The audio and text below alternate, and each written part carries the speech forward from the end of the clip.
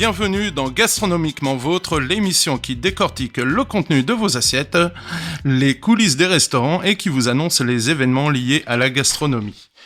Il est aujourd'hui, j'ai pas Fabrice, j'ai pas non plus ni Benoît, ils sont tous les deux en vacances, donc je vais la faire solo.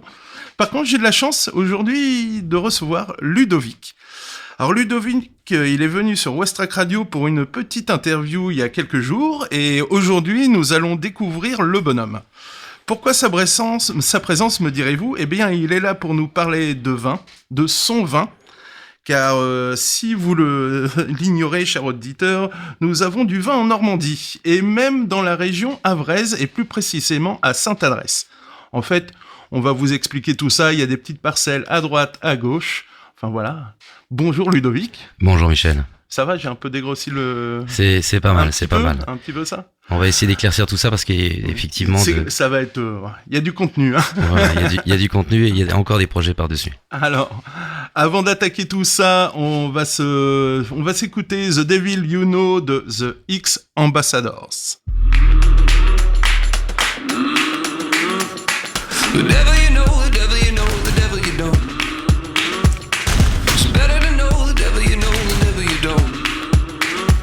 'Cause wherever you go with the devil you know, you're never alone. It's better to know the devil you know, the devil you don't. Yeah.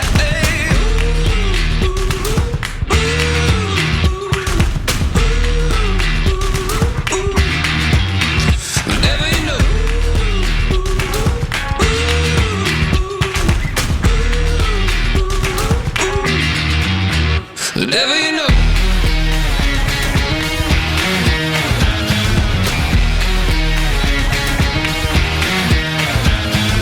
devil you know, the devil you know, the devil you don't. It's better to know the devil you know, the devil you don't. 'Cause wherever you go with the devil you know, you're never alone. It's better to know the devil you know, the devil you don't. Yeah.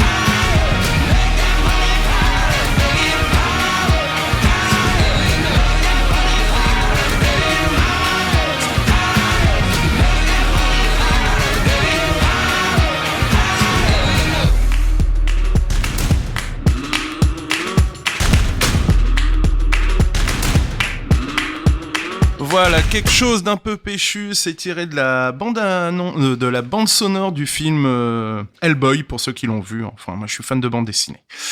Voilà, je suis avec monsieur Ludovic Messier, né à Sainte-Adresse, qui a vécu rue de Champagne, dans cette même ville de Sainte-Adresse, qui a été touché par le destin, car on a retrouvé un bouchon de champagne dans son berceau. Et non, il n'est pas fou. Cet homme fait pousser de la vigne au Havre, exactement près de l'observatoire du Rond. Non, c'est la table d'orientation de Sainte-Adresse. Oui. Voilà. Et qui produit même du vin. Alors, avant de parler du vin de Ludovic, on va vous expliquer comment un Normand est devenu viticulteur. Alors, voilà comment t'es devenu viticulteur. Alors, juste une petite précision, tout est vrai sauf un petit point. La rue de Champagne, elle est à Montivilliers. Ah, t'es né à Montivilliers alors. Voilà, donc les Montivillons connaissent bien cette rue puisque c'est la rue la plus haute des Lombards, le quartier des Lombards. Et j'ai vécu au bord du jardin avec un champ en face avec des vaches qui ruminaient, il pleuvait beaucoup et à l'époque j'étais loin de m'imaginer que j'allais pouvoir faire pousser des pieds de vigne de chardonnay. Donc clairement, comment on devient viticulteur ? C'est très simple, t'es tout petit, tu vas en vacances avec tes parents dans le Var, tu vas en vacances avec tes parents un peu partout dans la France et toujours dans une région viticole.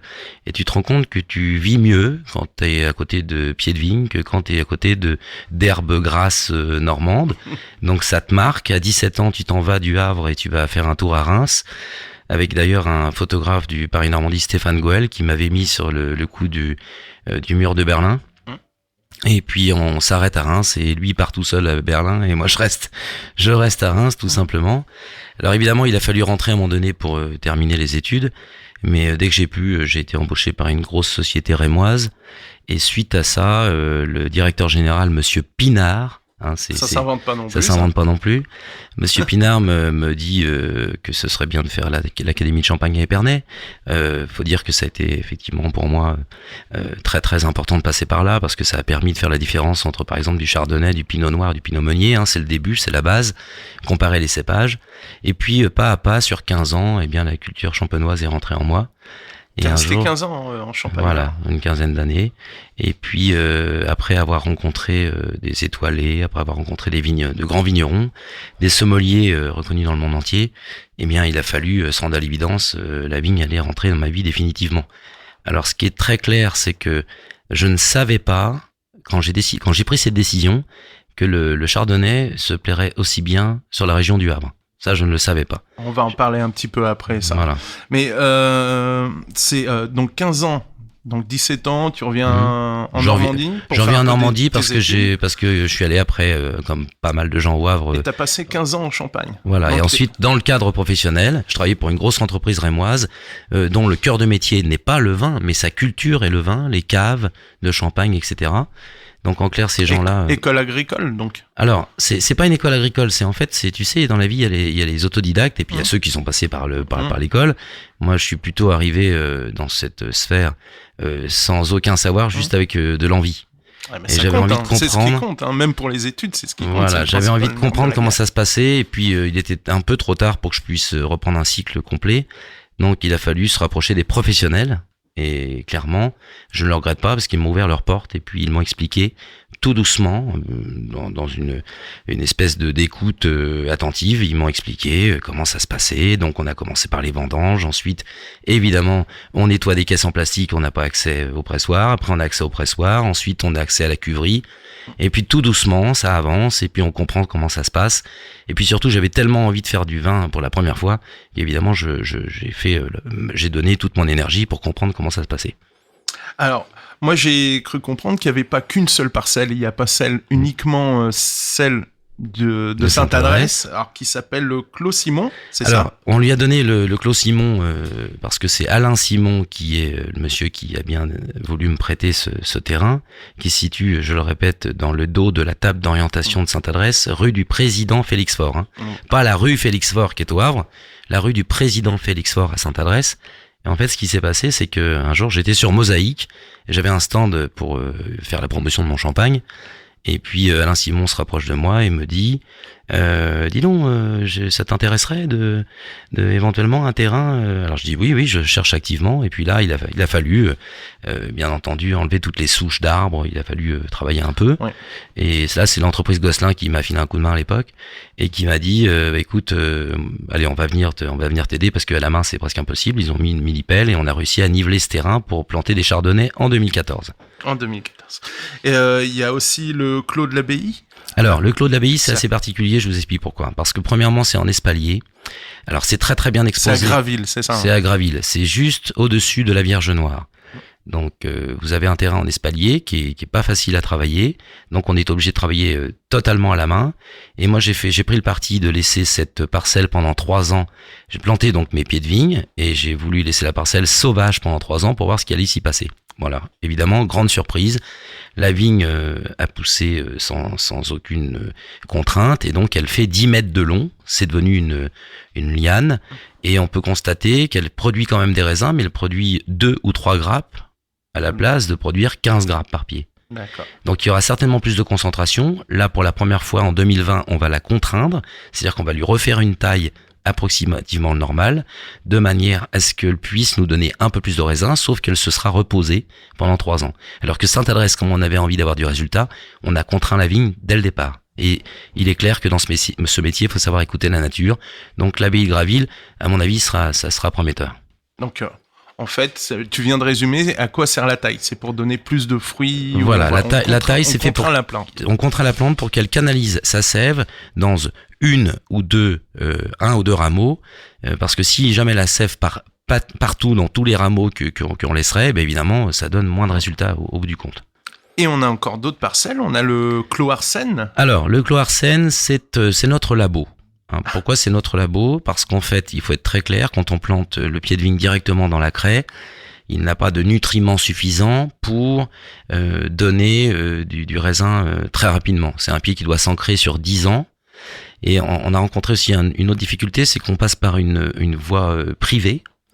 Et en ce moment, il y a un petit problème de voisinage, des gens qui s'entendent pas trop, il y a des incompréhensions. Moi, à un moment donné, on est venu me voir, alors c'est pas le conservatoire du littoral, mais ça y ressemble, en me disant, Monsieur Messier, vous avez retiré quelques mauvaises herbes, le site est classé, etc. Donc, on est en train de caler les choses. Il y a des pieds de vigne qui ont été plantés. On a eu de la mortalité l'année dernière parce qu'il y a eu beaucoup de stress hydrique, donc la sécheresse. Mais on va aboutir sur quelque chose. Ça reste notre labo, je vous explique pourquoi, parce qu'on ne fait pas de traitement, jamais. Et si jamais on est attaqué par les maladies, on fait des traitements avec du sel, avec de l'eau de mer, avec du sel, de manière à appauvrir le développement des champignons.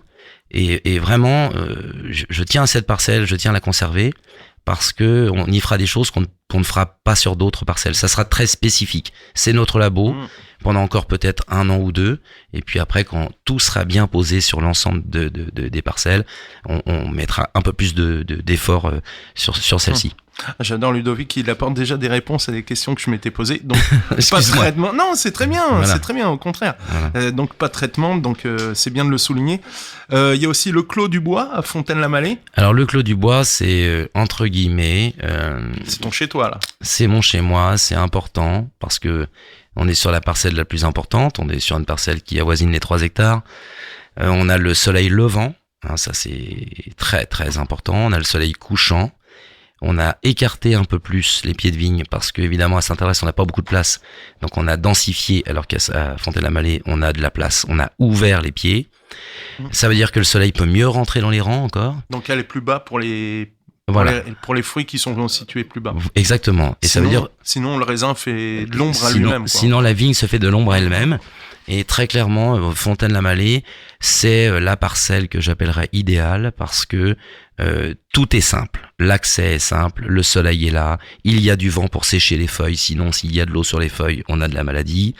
Donc très clairement, Fontaine-la-Mallée, c'est l'outil que j'ai beaucoup plus préparé que les autres, parce qu'il évidemment il est à côté de mon bureau, il est à côté de toutes mes affaires, c'est le quartier général de nos vignes, et d'ailleurs en ce moment on est en finition parce que la tonnerie est en train de se terminer. Alors justement, le Clos du Bois c'est aussi un lieu d'accueil justement. Exactement. Donc là vous êtes sur les finitions. Oui. J'ai cru comprendre qu'on pouvait faire des formations personnalisées. Complètement. Donc, pour appréhender le vin. Tout à fait, c'est exactement ça. Les gens qui n'ont pas de connaissances peuvent malgré tout venir. On leur expliquera le vin avec bien plus de patience que quelqu'un qui a déjà un bon bagage. Chez nous, on accueille des gens de tout niveau. C'est-à-dire que même celui qui n'en a jamais bu peut venir. Ouais, alors ça, c'est le côté découverte. Il y a on peut aussi affiner ses connaissances, je présume, pour les professionnels. Exactement. Il y a aussi un showroom. Il y a un showroom, exactement. Vous pouvez avoir accès à toutes les cuvées donc de Champagne. C'est le travail que je fais depuis des années, depuis 2009-2010 en Champagne. Vous allez avoir accès à des chardonnays qui sont élevés en Loire. Et vous aurez accès dès le mois d'avril-mai 2020. Donc pour moi, j'avais prévu dans tous mes plans que l'année de sortie de mes vins officiels, ce serait 2020. Voilà, et en plus c'est un clin d'œil sympathique. 2020, on va l'écrire 2000 et VIN derrière. Petit jeu de mots au passage. Voilà, petit jeu de mots au passage. Donc clairement, aujourd'hui, vous pouvez venir soit en formation, soit en dégustation, ou alors tout simplement pour venir passer un bon moment avec des amis. Alors, j'ai vu une tour Eiffel se balader, c'est quoi ce truc-là ? Alors c'est une idée qui est partie. Parce que c'est un joli joujou, 3 mètres sur 3, 8 mètres de haut. Voilà, 3 mètres sur 3 au sol, c'est un bar au sol et 8 mètres de haut. Alors pourquoi cet outil ? Eh bien c'est très simple, pour démarrer ma carrière, afin de me faire connaître, il fallait que je sois visible. Donc quand vous êtes au stade Océane sur la pelouse et que vous avez Coca-Cola qui a des tentes en plastique et que vous appelez Ludovic Messier Champagne et qu'en fait vous montez une tour Eiffel et que vous avez un bar dessous, je me souviens que le directeur marketing de Coca m'a dit c'est la première fois que une marque de champagne vend plus de bouteilles que moi de bouteilles de Coca lors d'un concert. Donc c'est la raison de la tour Eiffel, c'est un outil qui nous permet d'être vu de loin. Par exemple, à la montagne, vous vous déplacez à la montagne, vous avez un bar Tour Eiffel. Quand elle est éclairée, la neige est immaculée, fait ressortir la Tour Eiffel. Évidemment, les gens viennent assez facilement goûter nos produits. Mais c'est aussi parce qu'on a la culture française et que là-dessus, on ne lâchera absolument rien. On ne se pliera pas au diktat des groupes internationaux qui ont tendance à lisser les vins et à faire des choses qui sont pas liées à notre culture. Donc, la Tour Eiffel est notre symbole. Et puis aussi parce que c'est l'œuvre de François Theureux. François Theureux qui a conçu cette tour Eiffel pour le salon de l'agriculture. Et cette tour Eiffel, elle est importante, c'est notre marqueur aujourd'hui. Et vous la verrez au Havre, place des Halles, pendant les fêtes de Noël. Oh, chouette, classe. Bah, alors, tu vois, j'ai bien fait d'attaquer le truc, toi. Ah bon, on parle, et ça donne soif. On va se faire une petite pause. Bien. On va s'écouter la liste de Rose sur West Track Radio.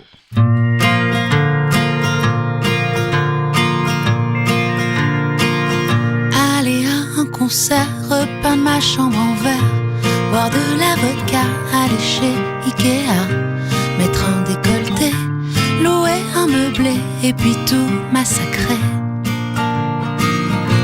Pleurer pour un rien, acheter un chien, faire semblant d'avoir mal et mettre les voiles, fumer beaucoup trop, prendre le métro et te prendre en photo. Jeter tout par les fenêtres, t'aimer de tout mon être. Je ne suis bonne qu'à ça. Est-ce que ça te déçoit? J'ai rien trouvé de mieux à faire. Et ça peut paraître bien ordinaire, mais c'est la liste des choses que je veux faire avec toi.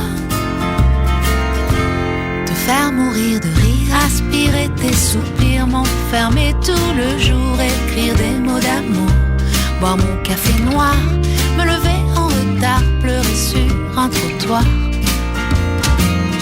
me serrer sur ton cœur, pardonner tes erreurs, jouer de la guitare, danser sur un comptoir, remplir un caddie, avoir une petite fille et passer mon permis. Jeter tout par les fenêtres, t'aimer de tout mon être. Je ne suis bonne qu'à ça. Est-ce que ça te déçoit? J'ai rien trouvé mieux à faire.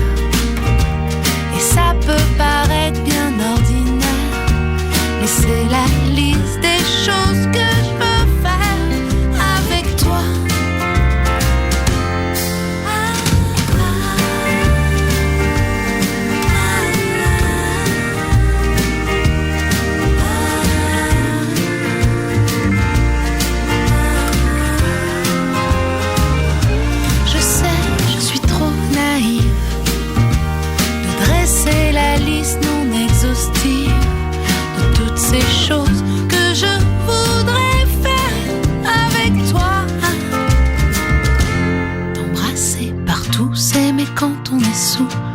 regarder les infos et fumer toujours trop, éveiller tes soupçons, te demander pardon et te traiter de con.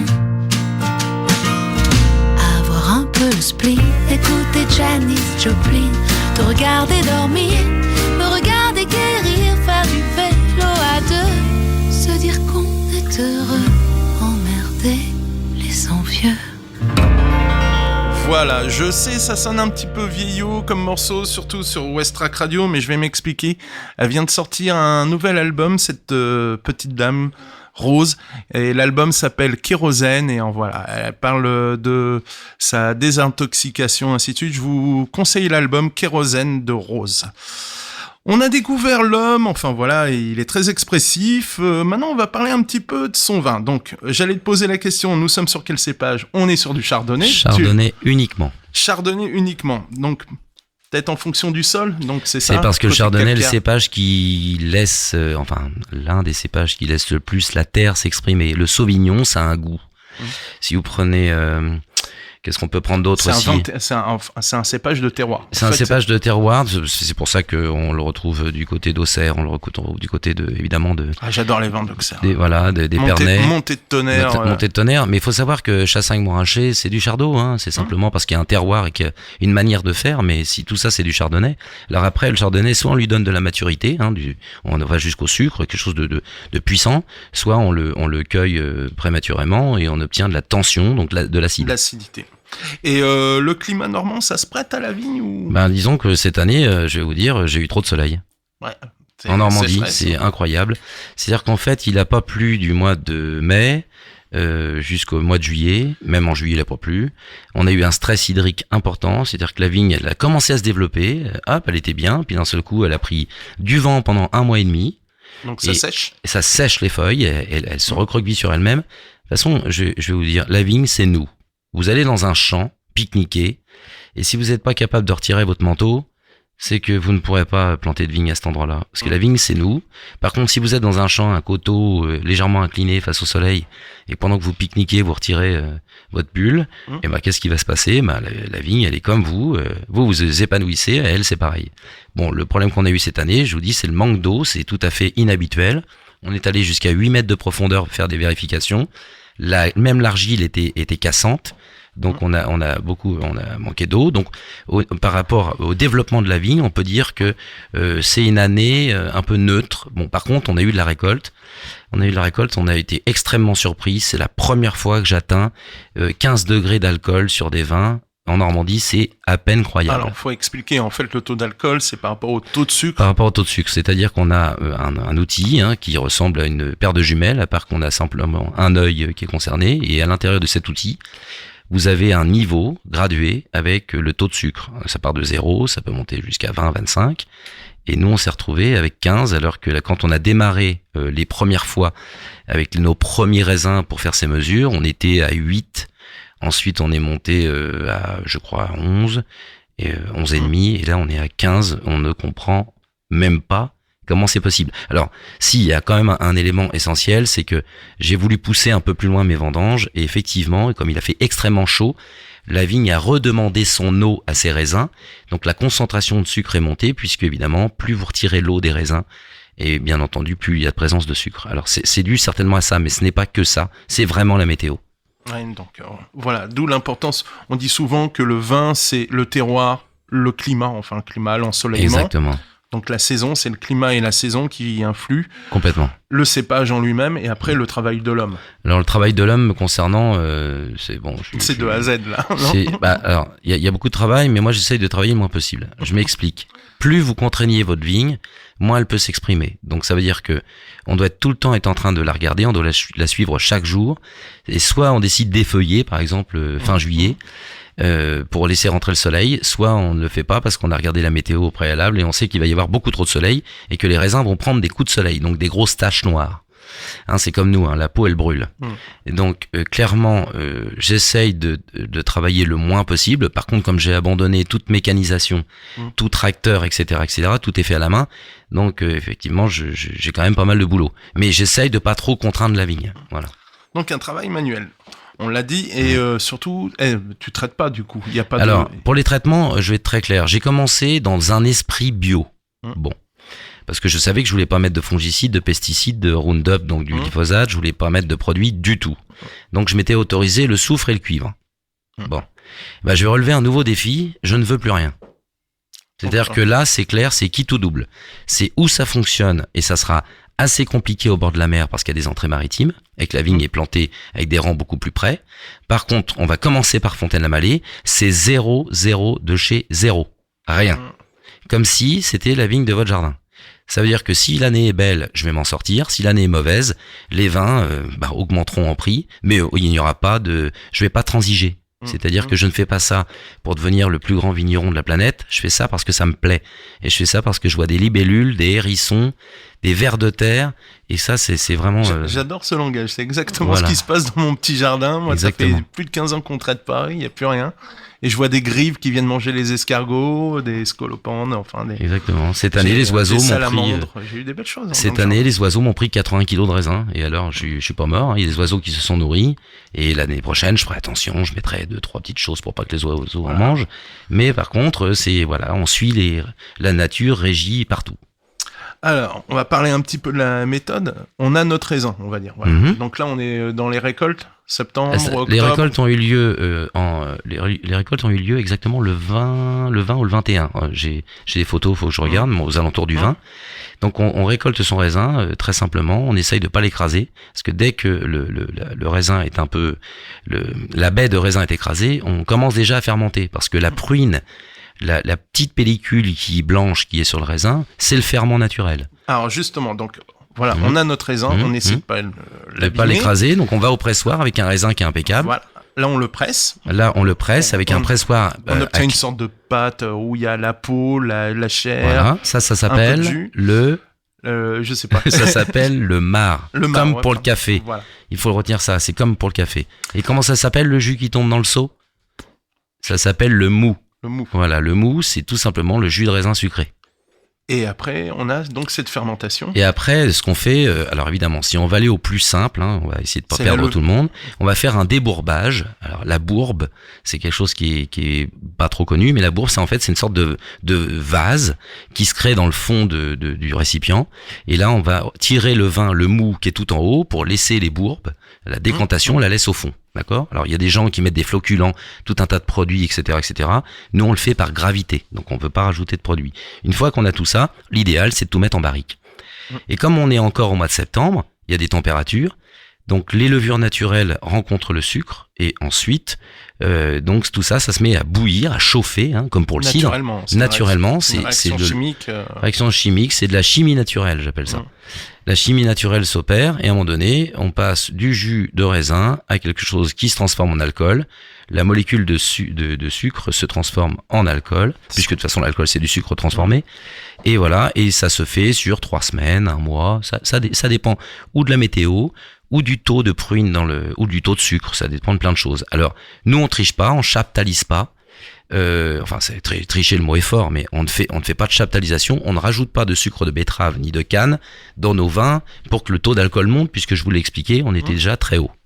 D'accord, donc faut expliquer, il n'y a pas d'assemblage vu qu'on est sur un monocépage. Voilà, alors il n'y a pas d'assemblage pour le moment.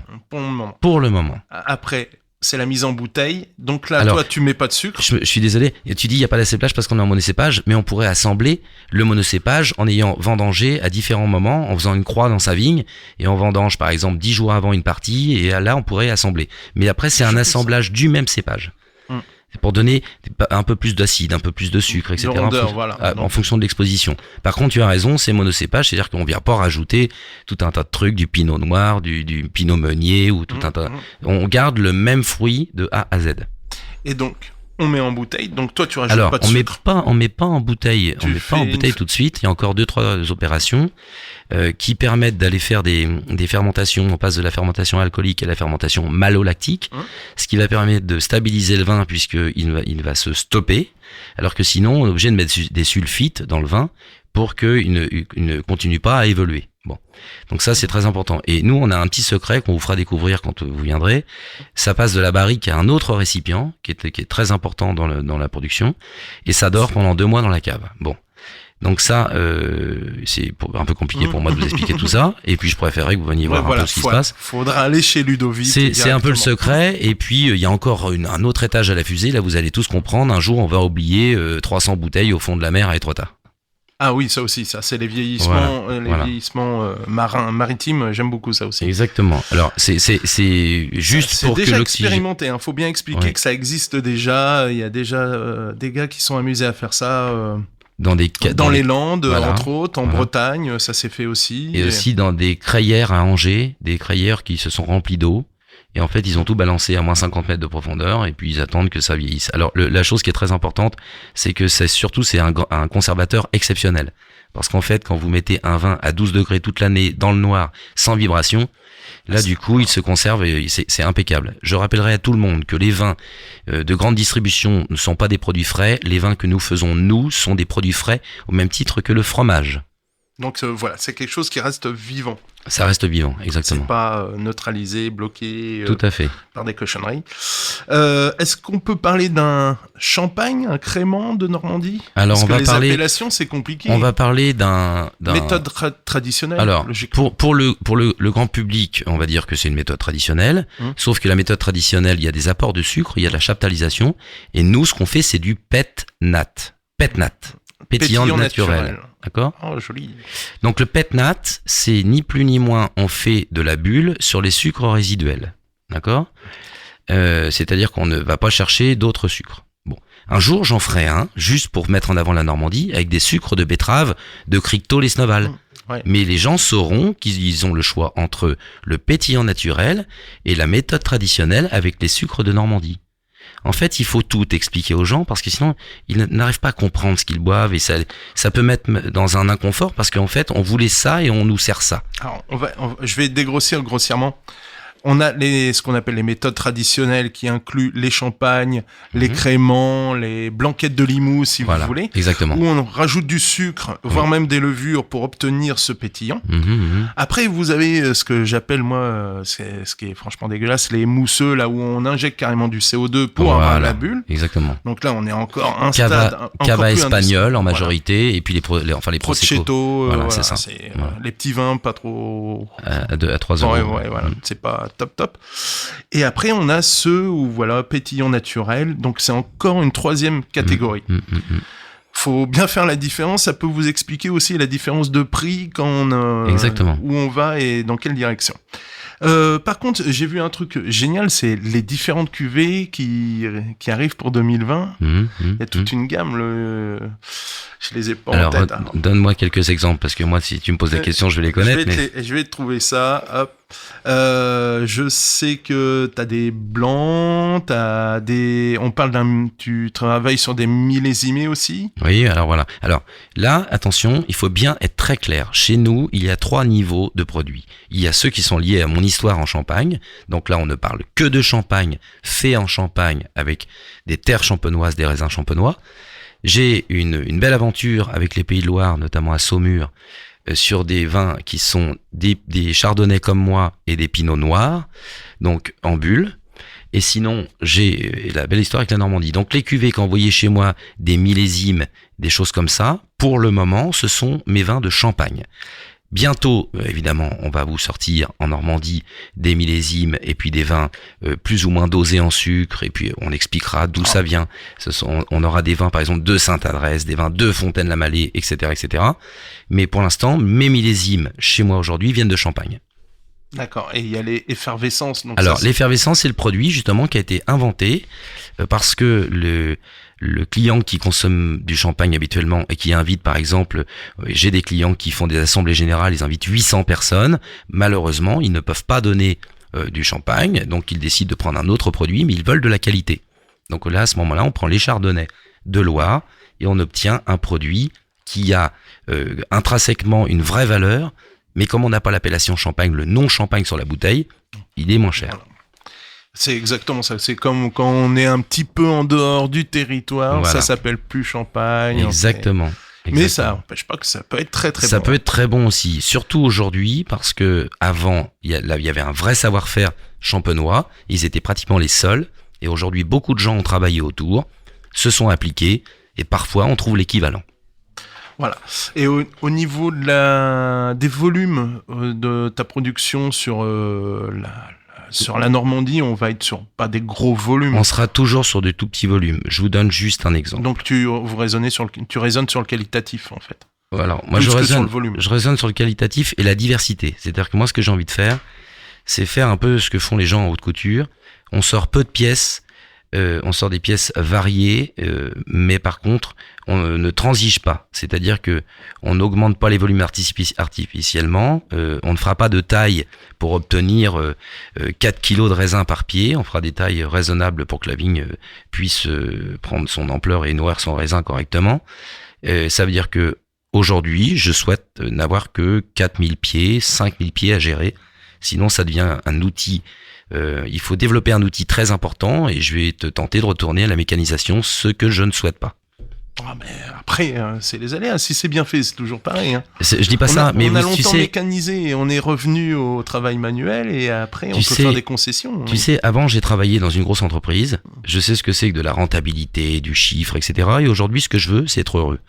Alors heureux, ça passe par un plaisir quotidien. Un plaisir quotidien, ça veut dire que quand on peut s'atteler à sa tâche tous les jours sans souffrir, en gagnant raisonnablement sa vie, sans devenir riche, très raisonnablement sa vie, ça c'est vraiment très beau. Et au-delà de 2 hectares, de 1 hectare par exemple de plantation, eh bien on devient un peu esclave parce qu'on est obligé de mettre en route une machine, où à un moment donné on va être un petit peu coincé parce que on a dépensé de l'argent, puis il faut rentabiliser.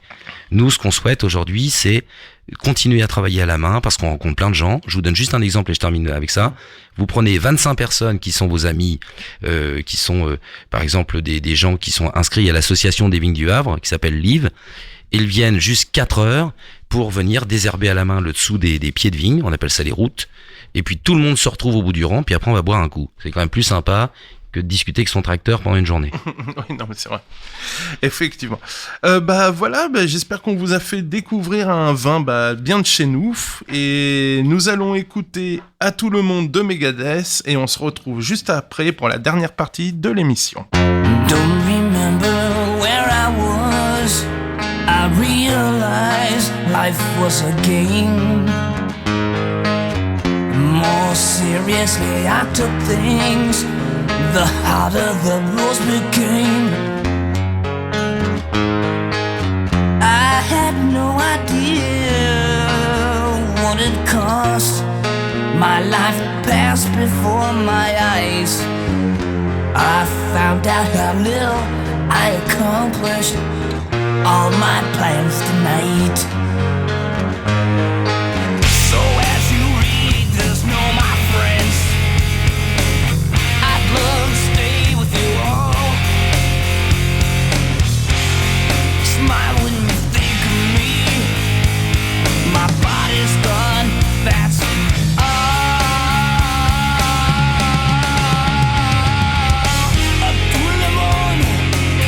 à tous mes amis, je vous aime.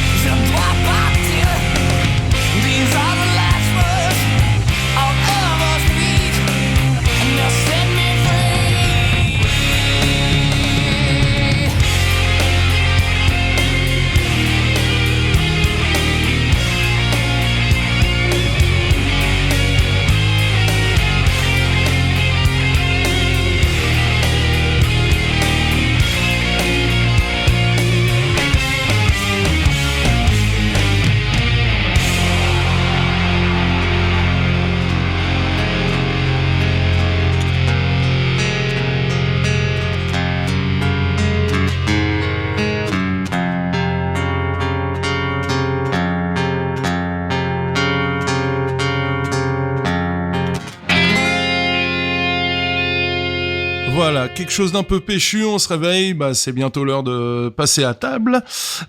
Justement, où manger au Havre et dans ses alentours? T'as tes adresses, toi, Ludovic, tes crèmeries? Alors, moi je suis... Où vas-tu manger? Alors, C'est le voilà. week-end? J'ai pas tellement le temps de faire des courses en ce moment, donc effectivement, où je vais à Fontaine-la-Mallée, chez le boucher, chercher... Chez Monsieur Aumont. Voilà, chez Monsieur Aumont, je vais chercher un boudin qu'il fait lui-même qui est fabuleux, voilà, parce que je me fais ça au barbecue avec les copains. Et avec ça, on boit, par exemple, on boit une pièce d'or de chez Michael Ardouin, qui est à Saumur, c'est fabuleux. Voilà. Alors après, où est-ce que je vais au Havre manger? À l'époque, quand j'avais un petit peu de sous, quand il me restait un peu de sous, j'allais chez Tartarin de temps en temps pour voir comment ça se dansait. J'ai trouvé ça très intéressant, mais j'ai découvert Guillaume Crevel. Guillaume Crevel, c'est celui qui a racheté la petite brasserie. La petite brasserie, à côté du Saint-Amour. Hein, d'ailleurs, c'est assez drôle parce que le Saint-Amour aujourd'hui, c'est quand même quelqu'un qui est Henri Loté, qui est avant-gardiste. Hein, il faut être très clair. Hein, c'est que moi, je l'appelle le punk de la restauration. Voilà, c'est le punk, mais la crête, elle est dans la tête. Ouais, voilà, elle est pas sur la tête, elle est dans la tête. C'est du punk qui écoute du jazz, oui, qui voilà. lit Charlie Hebdo, exactement. Et qui aime les viandes maturées. Bon, de temps en temps, il faudra qu'il arrive à se reposer un petit peu parce qu'il est tout le temps à fond. Mais par contre, c'est quelqu'un qui effectivement est passionné, passionnant. Et on a eu par moments des discussions, non pas âpres, mais on échangeait alors qu'on n'était pas forcément sur la même longueur d'onde. Je dois avouer que comme je venais de Champagne, j'étais plutôt dans le bio raisonné, etc. Et aujourd'hui, je suis pas intégriste, hein, faut être très clair. Je suis pas un intégriste, mais je me rends compte qu'il faut mettre en place des process pour qu'on ne mette plus rien du tout. Je te rassure, dans le discours qu'on a généralement dans notre émission, c'est que on n'est pas contre le bio, hein, loin de là, on veut tendre vers ça, mais on s'est dit qu'il serait bien de passer justement par le modéré, que ça serait une belle transition pour atteindre les objectifs. Exactement. Bah oui, parce qu'il y a des gens qui ont des raisons économiques et qui peuvent pas tout de suite tout changer, ça je peux le comprendre. Et puis au niveau des producteurs et même au niveau des consommateurs, faut aussi qu'il y ait une transition. Voilà, il faut qu'il y ait une transition d'éducation, parce qu'un vin comme celui que je sors n'a pas du tout le même profil qu'un vin vendu dans les bars et qui est arrangé pour séduire tout de suite. Il faut le découvrir. C'est comme une toile, hein, c'est comme un tableau. Alors pour être très clair, donc Guillaume Crevel, la petite brasserie collé au Saint-Amour, c'est quelqu'un qui a un talent fou, mais surtout qui ne fait que du frais de A à Z. Rien n'est fait par un fabricant. Lui, il fait absolument tout lui-même. Et le midi, c'est vraiment très peu onéreux. Je vais pas annoncer de prix parce que je lui demanderai de venir comme ça. Voilà, Guillaume Crevel, il est exceptionnel. Ça doit être 12,50 le midi, mais c'est digne. Je vous le dis, et croyez-moi, j'ai un peu l'habitude. C'est digne d'un étoilé. J'ai pas peur des mots. C'est un bon technicien. C'est un excellent technicien. Maintenant, Guillaume, il est timide, il sortira pas avec son habit de cuisinier pour aller vous parler parce qu'il est extrêmement timide. Il essaiera de se corriger, mais en tous les cas, sa table, je vous garantis, c'est un coup de tonnerre. Ouais, voilà. Donc, on a dit, juste à côté du Saint-Amour, la petite brasserie. Voilà. Moi, qu'est-ce que j'ai découvert? Parce que les restaurants de la plage, c'est fini depuis le 29 septembre. Il y a Au Plaisir du Gourmand qui va ouvrir à Cricto-Lesneval, 6 rue du 8 mai. Avant, ça s'appelait Ma Petite Folie. Et bien. Donc, il y a une reprise de propriétaire. Très bien. C'est une petite nouveauté. Donc, j'attends de voir. On ira tester. Et maintenant, c'est mon coup de gueule. Mais c'est de la merde! Il sera bref, je ne vous dirai qu'un seul mot, Lubrizol. On en parle énormément en ce moment dans les médias. Et je ne parlerai pas de nos amis agriculteurs laissés à l'abandon. Je m'inquiète plus du devenir de notre pêche. Car on en parle peu ou pas du tout dans les médias, c'est que la Seine aussi a été contaminée.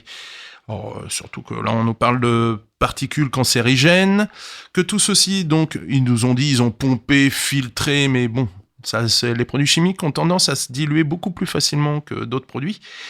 Donc, tout ça va s'acheminer de Rouen jusqu'à nous au Havre. Du Havre va atterrir dans notre baie de Seine, et je vous rappelle que la pêche à la Saint-Jacques a commencé ce 1er octobre. Donc, alors pourquoi la Saint-Jacques? Parce que c'est un filtrant. Donc, tous nos Saint-Jacques, nos crabes, nos poissons plats qui sont des filtrants, nos sols, notre carlène, nos turbos, nos homards. Alors ça va, c'est une chance, c'est que c'est la fin du homard, mais nos homards vont partir hiberner là au fond. Oui. Donc on le temps de tout filtrer tranquillement. Voilà, je me pose, c'est pas vraiment un coup de gueule, je me pose vraiment des questions. Quelle va être la qualité de nos Saint-Jacques alors que la saison commence à peine? Bref, quelque chose à surveiller de très près. D'autant plus qu'on démarre bien la saison, elles sont belles et tout. Je veux pas vous inquiéter, vous consommateurs, parce que je vais en acheter quand même. D'autant plus que c'est quelque chose qui m'interpelle, c'est qu'on va avoir le Brexit en même temps, donc on va se batailler. Alors le Brexit, c'est à la fin du mois, là, fin octobre. Ouais, tu as raison. Fin octobre, donc on va se batailler contre nos amis anglais pour la pêche à la Saint-Jacques. Donc ça va être très très compliqué. Soyez pas étonnés si vous voyez les prix s'enflammer, ça sera pas une mauvaise surprise. Je vous aurais prévenu. Enfin, on va être un peu plus gai, on va parler des événements liés à la gastronomie. Aujourd'hui et demain, aujourd'hui samedi et demain dimanche, vous pouvez retrouver alors Ludovic justement en compagnie de Henri au Saint-Amour ou avec Exactement. Patrice. Pourquoi? Alors, c'est un truc sur les vins bio naturels et sans sulfite. Oui, tout justement. à fait. Il y a Henri vous pouvez voir sur Facebook régulièrement un jeune homme, il m'excusera, je n'ai pas retenu son nom, qui se manifeste depuis, à la fromagerie. Voilà, et qui défend les vins nature. Alors c'est très important pour ceux qui se posent plein de questions, qui n'ont pas forcément le savoir du vin nature, qui font pas la différence. C'est important de venir chez Henri Loté, parce que là, je pense qu'assez rapidement, vous allez comprendre la différence, notamment par les explications, par la dégustation. Au départ, ça va peut-être être un choc, mais après, vous ne pourrez plus vous en passer. Ah ouais, et surtout, comme dit souvent Henri, ça évite la barre sur le front le lendemain. Voilà, on a pas mal au crâne, quoi. On peut se faire plaisir. Ça empêche pas d'être un peu vaseux des fois quand même, mais bon. Oui, parce que il y a juste une petite chose qu'il faut savoir. Hein, Il y a une chose qu'il faut savoir, c'est qu'à partir du moment où vous ne mettez pas de sulfite, vous laissez le vin libre, et donc ça veut dire qu'au niveau gastrique, parfois, ça peut jouer. Mais par contre, vous n'avez pas mal à la tête parce qu'il n'y a pas de sulfite. Donc, voilà. si vous voulez, il y a quelque chose, c'est un peu comme le camembert, hein, le camembert au lait cru bien fait. Si vous en abusez, après, au niveau gastrique, c'est un peu compliqué. C'est comme certains alcools quand ils sont faits avec des alcools de fruits, donc souvent c'est de l'alcool de betterave. C'est mal de crâne assuré, hein. On peut en citer quelques-uns. Jet 27, Bélez, en plus c'est des choses qui sont très sucrées où il y a du sucre ajouté. Donc là c'est du mal de crâne assuré parce que c'est du sucre pur, quoi. Ça attaque le cerveau direct. Ah le sucre c'est une drogue dure, faut le savoir. Hein, je le sais, hein, je suis contaminé, j'assume. Qu'est-ce qu'on a de rigolo encore? À Honfleur, on a la fête de la crevette. Alors ça peut être sympa aussi. À Étretat, qu'est-ce que j'ai trouvé à Étretat? Ah oui, on a la fête de la pomme et du cidre. Donc tout ça c'est ce week-end, hein, vous pouvez profiter. Et aussi à Sainte-Opportune-la-Mare, il y a aussi une fête de la pomme. Alors j'en ai pas plus pour autant, mais enfin voilà quoi. Ce week-end risque d'être sympathique. On a le choix entre la pomme, le cidre, les crevettes, des vins naturels. Alors je cherche le nom du fromager qui vous accompagnera chez Henri. Et... Alors c'est Anthony. Ouais. Le fromager, c'est Anthony, non, je sais plus. Il faudrait que tu regardes. Je mettrai le lien sur la page Facebook, y a pas de souci. Enfin voilà. C'était bien, ça, on a passé un petit moment. Moi, j'ai appris plein de choses. Moi, ça m'a donné envie d'aller goûter du vin. Donc, exactement, carrément. Je vous invite tous à venir rejoindre le Saint-Amour, donc samedi soir. Parce que clairement, c'est pas parce qu'on a envie de s'enivrer, c'est vraiment parce qu'on a envie d'avoir des goûts pas possibles dans la bouche. Découvrir et surtout derrière les vins, sachez que quand c'est un homme, quand c'est une femme, c'est quand même bien plus intéressant que quand c'est une industrie. Ouais, exactement. Voilà, il y a de l'humain derrière. C'était Gastronomiquement Vôtre sur Westrack Radio. Alors nous sommes sur le web, sur iOS, sur Android et maintenant, depuis quelques jours, nous sommes en DAB+. Alors le DAB+, c'est la radio numérique. Il faut un appareil spécifique pour l'avoir, un autoradio, un poste de radio spécifique. Mais par contre, la qualité du son est nickel. Il n'y a plus de grésillement. Vous entendez votre radio beaucoup plus loin que... Là, on va émettre, mais loin, ça va être chouette, quoi.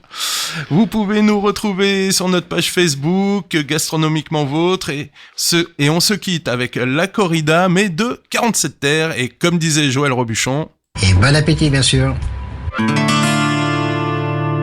Depuis le temps que je patiente dans cette chambre noire, j'entends qu'on s'amuse et qu'on chante au bout du couloir.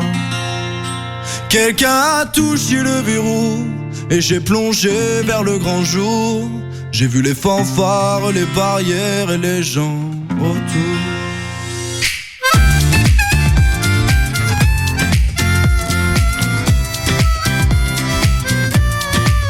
Dans les premiers moments, j'ai cru qu'il fallait seulement se défendre.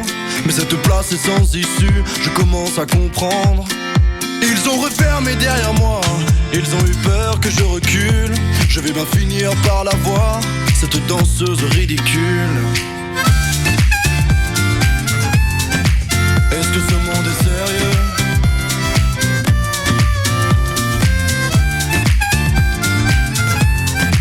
Est-ce que ce monde est sérieux? Andalousie, je me souviens les prairies bordées de cactus. Je vais pas trembler devant ce pantin, ce minus. Je vais l'attraper, lui et son chapeau, les faire tourner comme un soleil. Ce soir la femme du torero dormira sur ses deux oreilles. Est-ce que ce monde est sérieux?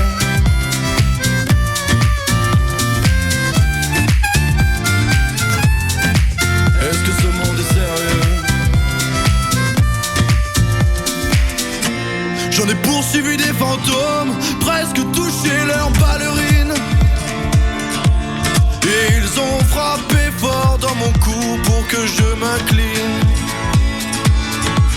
Ils sortent d'où, ces acrobates, avec leurs costumes de papier. J'ai jamais appris à me battre contre des poupées.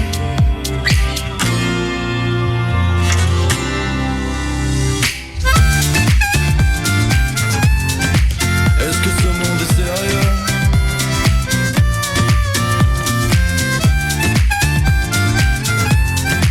Est-ce que ce monde est sérieux? Sentir le sable sous ma tête, c'est fou, comme ça peut faire du bien. J'ai prié pour que tout s'arrête, Andalousie. Je me souviens, je les entends rire comme je râle, je les vois danser comme je succombe. Je pensais pas qu'on puisse autant s'amuser autour d'une tombe.